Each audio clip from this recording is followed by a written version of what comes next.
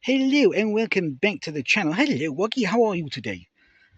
Today we have something a bit Swedish. Swedish. And with maybe a beige leather interior. Very good.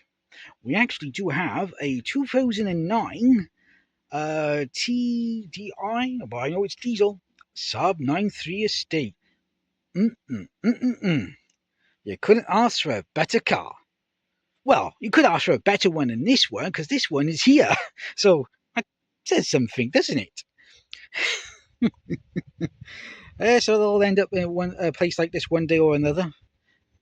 You, my friend, ended up here sooner.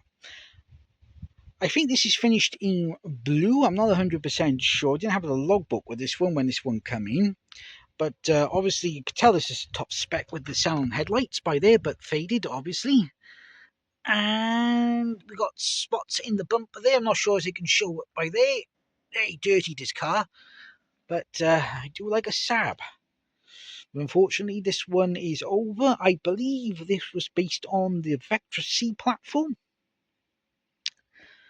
I believe so. I'm not 100% sure. I do know they do share some of the components or engine components with the Vectra C, etc., etc. Yes. Shame about the headlights, though. Very cloudy, very, very cloudy. And unfortunately, don't have to worry about that. Very nice. Nice alloy wheels. Original Saab wheels on there. Bit unloved, this car. Very unloved. But I gotta hand it to the people who can fix things with gaffer tape. Spot on. Absolutely spot on there. Yes, look at that. Fantastic engineering. Saab would be proud of that, I think.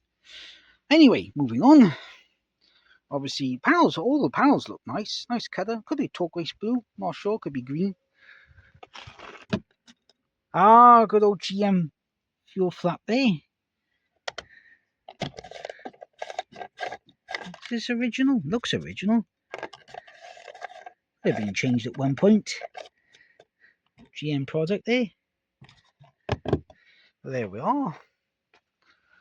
Bit of a hit and miss on this one because the battery's not the best on this one. We do have reversing sensors in the bumper on the back on this one. But it is 1.9 TTID 93 turbo. Who comes up with all these TTIDs or TI? Just say it's a sport diesel or something. Make it simple. But there we are. Do like the backlights on the Estate. It reminds me of the Punto. Obviously this one's a bit cracked by there. Drivers look alright though, but there we are. Can't open the boot unfortunately because it's electronic and it's a hit because the battery's a bit dead. So it's hit and miss on it unfortunately. So we're just going to do a walk around. Obviously put the back seats down as shown here. And obviously we've got the boot liner here or boot load cover behind there. And look at the space you can have in one of these. Massive. Obviously, that's how you change the bulb at the back there. Someone's had the cover off. What's the other side? No. But massive amounts of space. Absolutely massive. It is leather, as you can see here. Nice soft touch by here. Very nice. Soft touch there. Hard touch on the stop. Good thing. Good work, Saab.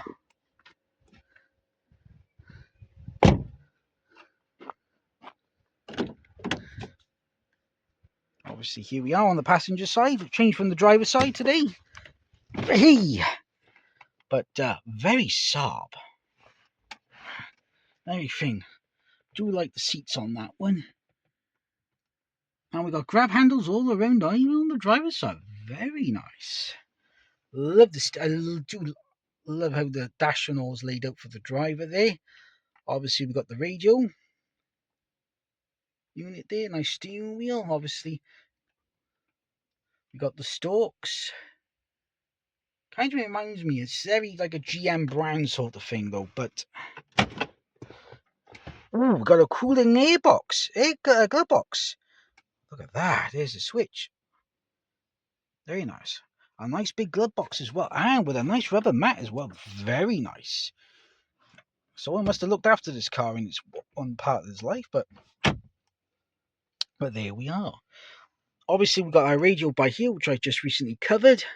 We got the night panel by there. Obviously, doesn't really do much. It just knocks part of half the clocks off, leaving you with a speedo.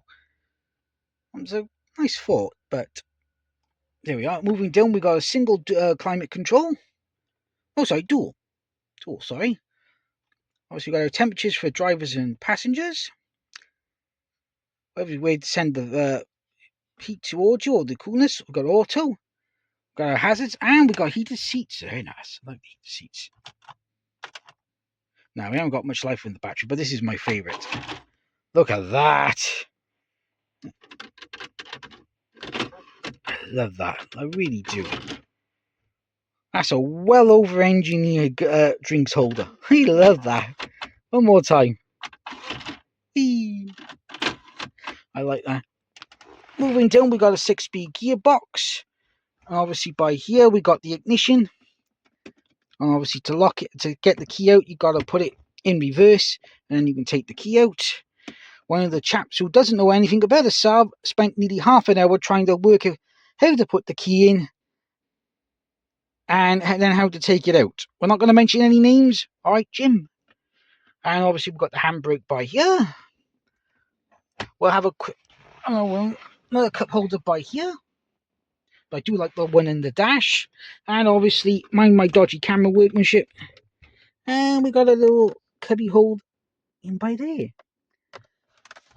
Let's take a quick look under the engine bay and we'll wrap it up, shall we? And here we are.